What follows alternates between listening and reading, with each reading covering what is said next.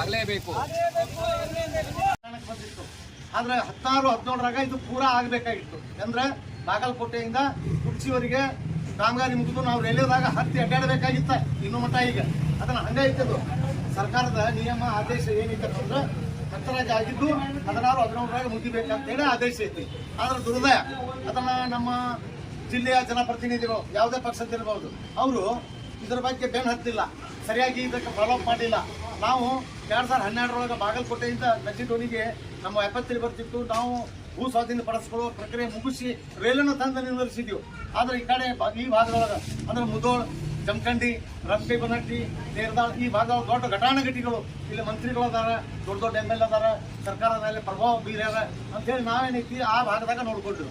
ನಮ್ಮ ಭಾಗದಾಗ ನಾವು ಗಾಡಿ ತಂದು 2014 ನಿಂದಿರ್ಸಿಯೋ. ಆದ್ರೆ ಈ ಕಡೆ ಏನೂ ಕೆಲಸ ಆಗಿದ್ದಿಲ್ಲ. ಆ ನಿಟ್ಟಿನೊಳಗೆ ತಮ್ಮೆಲ್ಲ ಸಹಕಾರದೊಂದಿಗೆ ತಮ್ಮೆಲ್ಲ ಬೆಂಬಲದೊಂದಿಗೆ ನಾನು 2017, 18, 19, 20 ಈ 4 ವರ್ಷ ನಾನು ಎಲ್ಲ ಜಿಲ್ಲಾ ಅಸಿಸ್ಟೆಂಟ್ ಕಮಿಷನರ್ ಕಾರ್ಯಾಲಯದೊಳಗೆ ಸತ್ಯಾಗ್ರಹ ಮಾಡಿದೆ. ಲೋಕಾಪುರ, ಮುದೋಳ, ಜಮಖಂಡಿ ಎಲ್ಲ ಭಾಗದಾಗ ಪತ್ರ ಚಳವಳಿ ಮಾಡಿದೆ. ಆಮೇಲೆ ಗೊತ್ತೈತಿ. ಆಮೇಲೆ ಅರೆಬತ್ತಲೆಯಾಗಿ ಬಾಗಲಕೋಟೆಯಿಂದ ಕುರ್ಚಿವರೆಗೂ ನಡ್ಕೋತ ಹೋದೆ. ಅಂದಾಗ ಒಂದು ಅದಕ್ಕೆ ರೂಪ ಬಂತು. ಈಗ ಬಂತು ಲೋಕಾಪುರದಿಂದ ನಿಂತೈತಿ. ಈ ಕಡೆ ನಾವೇನಂತೀವಿ, ನಾವು ಸರ್ಕಾರದಿಂದ ಅಂದ್ರೆ ರಾಜ್ಯ ಮತ್ತು ಕೇಂದ್ರ ಸರ್ಕಾರದ 50-50 ಅನುಪಾತದಲ್ಲಿ ಅಂದ್ರೆ ಅವ್ರ ಅರ್ಧ ಇವ್ರ ಅರ್ಧ ರೊಕ್ಕ ಕೊಡ್ಬೇಕಾಗತ್ತೆ. ನಾವು ಯಾಕೆ ರೊಕ್ಕ ಕೊಡಬೇಕು ಅಂದ್ರೆ ರಾಜ್ಯ ಸರ್ಕಾರದ ರೊಕ್ಕ ಯಾಕೆ ಕೊಡಬೇಕು? ನಮ್ಮ ಜನರಿಗೆ ಅನುಕೂಲ ಆಗಲಿ, ನಮ್ಮ ಜನರು ರೈಲ್ವೆದಾಗ ಅಡ್ಡಾಡ್ಲಿ ಅನ್ನುವಂಥ ಒಂದು ಹಿತದೃಷ್ಟಿಯಿಂದ, ಒಂದು ಒಳ್ಳೆಯ ಚಿಂತನೆಯಿಂದ ರೈಲ್ವೆ ಇಲಾಖೆಗೆ ಜನರಿಗೆ ಅನುಕೂಲ ಆಗಲಿ ಅಂತ ದುಡ್ಡು ನಾವು ಭೂಮಿಯನ್ನು ನಿಮಗೆ ಕೊಡಾಕತ್ತೀವಿ. ಆದ್ರೆ ನೀವೇನಾದ್ರು ಮಾಡಿ ಏನಂತೀರಿ ಅಂದ್ರೆ ದೊಡ್ಡ ದೊಡ್ಡ ಉದ್ಯೋಗಗಳಿಗೆ, ದೊಡ್ಡ ದೊಡ್ಡ ಫ್ಯಾಕ್ಟ್ರಿಗಳಿಗೆ ಲೈನ್ ಕೊಡ್ತೀರಿ. ನಮ್ಮ ಜನರಿಗೆ ಅನುಕೂಲ ಆಗುವಾಗ ನೀವು ಮಾಡ್ತಾ ಇಲ್ಲ. ಆ ದಿಶೆಯೊಳಗೆ ಈ ಚುನಾವಣೆ ಐತಿ. ಚುನಾವಣೆ ಒಳಗೆ ಎಲ್ಲ ಅಭ್ಯರ್ಥಿಗಳು ನಿಂತಾರೆ. ಯಾವುದೇ ಪಕ್ಷದಲ್ಲಿ ನೀವು ಯಾರಿಗಾರು ಓಟ್ ಹಾಕಿ, ಅದಕ್ಕೇನು ಸಂಬಂಧ ಇಲ್ಲ. ಸಂಬಂಧ ಏನೈತಪ್ಪ ಅಂದ್ರೆ ನೀವು ಆ ಭಾಗದಾಗ ರೈಲ್ವೆ ಕಾಮಗಾರಿ ಏನು ಚಾಲೂ ಮಾಡಿರಲ್ಲ, ಜನರಿಗೆ ಅನುಕೂಲ ಆಗಬೇಕು ಅಂದ್ರೆ ಮುದೋಳ್, ಜಮಖಂಡಿ, ರಬ್ಕೈ, ಬನಟ್ಟಿ, ಮಾಲಿಕ್ಪುರ್, ತೇರ್ದಾಳ್, ಹರುಗಿರಿ ಮತ್ತು ಕುಡ್ಚಿ ಏಕಕಾಲಕ್ಕೆ, ಕುಡ್ಚಿಯಿಂದ ಲೋಕಾಪುರವರೆಗೆ ಏಕಕಾಲಕ್ಕೆ ಪ್ರತಿ 10 ಕಿಲೋಮೀಟರ್ ಅಥವಾ 20 ಕಿಲೋಮೀಟರ್ಗೆ ಒಬ್ಬ ಗುತ್ತೇದಾರರನ್ನ ನೇಮಕ ಮಾಡಿ ನಮ್ಗೆ 2024 ಅಂದ್ರೆ 25 ಈಗಾಗಲೇ 100 ವರ್ಷ ಕನಸ್ಕೊಂಡಿವು. ರೈಲ್ವೆದಾಗ ಅಡ್ಡಾಡ್ತೀವಿ, ರೈಲ್ವೆ ಅಡ್ಡಾಡ್ತೀವಿ ಅಂತೇಳಿ ನಮ್ಮ ಅಜ್ಜಾರು, ನಮ್ಮ ಅಪ್ಪವರು ಎಲ್ಲರೂ ತೀರ್ ಹೋದ್ರು, ಎಲ್ಲರೂ ಸತ್ತು ಹೋದ್ರು.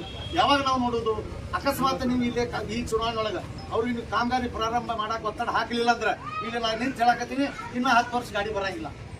ನೀವು ಒತ್ತಡ ಹಾಕಿದ್ರೆ ನಾನು ಮತ್ತೆ ಹೋರಾಟ ಮಾಡ್ತೀನಿ. ಚುನಾವಣೆ ಆದ್ಮೇಲೆ ಹೋರಾಟ ಮಾಡಿ ಅಲ್ಲಿ ಎಲ್ಲಿ ನಿಂತೈತಿ ಕಾಮಗಾರಿ ಅಲ್ಲಿಂದ ಕುರ್ಚಿಯವರೆಗೆ ಪ್ರಾರಂಭ ಮಾಡಕ್ಕ ಪ್ರಯತ್ನ ಮಾಡ್ತೀನಿ, ಹೋರಾಟ ಮಾಡ್ತೀನಿ. ಇಲ್ಲಾಂದ್ರೆ ಇವ್ರು ವೋಟ್ ಹಾಕೊಂಡು ದಿಲ್ಲಿಗೆ ಹೋಗ್ತಾರೆ. ನಾವು ಹೋರಾಟ ಮಾಡಿದ್ರೆ ನಾವು ಸಾಯ್ಬೇಕು, ಅವ್ರು ಒಂದು ದಿವಸ ಬಂದು ನಮ್ಗೆ ಬೇಕಾಗಂಗಿಲ್ಲ. ಆಗಿದ್ರೆ ಹೇಳ್ರಿ, ತೋರಿಸ್ರಿ.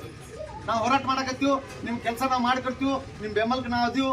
ಒಂದು ದಿವಸ ಹೇಳಂಗಿಲ್ಲ. ನಾವೇ ಹೋರಾಟ ಮಾಡಬೇಕು, ನಾವೇ ಬಡ್ಕೋಬೇಕು, ನಾವೇ ಇಲಾಖೆದವ್ರಿಗೆ ಬಿಸಿ ತಟ್ಟಿಸಿ, ನಾವೇ ಹಣ ಬಿಡುಗಡೆ ಮಾಡಿ, ನಾವೇ ಕೆಲಸ ಮಾಡಿಸುವಂಥ ಪರಿಸ್ಥಿತಿ ನಿರ್ಮಾಣ ಆಗೈತಿ. ಅದಕ್ಕೆ ನನಗೆ ಯಾರದ ಮೇಲೆ ಅಪವಾದಿಲ್ಲ, ಯಾರ ಮೇಲೇನು ಆರೋಪ ಇಲ್ಲ. ನಾವು ಅವ್ರು ಹಂಗ ಹಿಂಗ ಯಾರೆಲ್ಲರೂ ಒಂದೇ, ಎಲ್ಲ ಪಕ್ಷದವರು ಯಾರು ಆರಿಸ್ಬರ್ರಿ. ಆದರೆ ನಮ್ಮ ಹೋರಾಟಕ್ಕೆ, ನಮ್ಮ ಒಂದು ಚಿಂತನೆಗೆ, ರೈಲ್ವೆ ಕಾರ್ಯರೂಪಕ್ಕೆ ಬರುವಲ್ಲಿ ನಾವು ನಮ್ಮ ಜೊತೆ ಇರ್ತೀನಿ, ಮಾಡಿಕೊಡ್ತೀನಿ ಅನ್ನುವಂಥ ಸ್ಪಷ್ಟ ಭರವಸೆ ಪಡೆದುಕೊಂಡು ನೀವು ಮತ್ತೆ ಚಲಾಯಿಸ್ರಿ ಅನ್ನುವಂಥ ಒಂದು ಕಳಕಳಿಯ ಮನವಿಯನ್ನು ಮಾಡಿಕೊಂಡು ಬಹಳ ಸಂತೋಷ. ನಾಳೆ ಎಲ್ಲ ಯುವಕರು ಸೇರಿರಿ, ಉದ್ಯೋಗ ಮಾಡೋರು ಸೇರಿರಿ, ಹಿರಿಯರು ಎಲ್ಲ ಹಿರಿಯರು ಸೇರಿದ್ದಾರೆ. ಅದಕ್ಕೆ ಒಂದು ಸಣ್ಣ ಏನಪ್ಪ ಅಂದ್ರೆ ಎಲ್ಲರೂ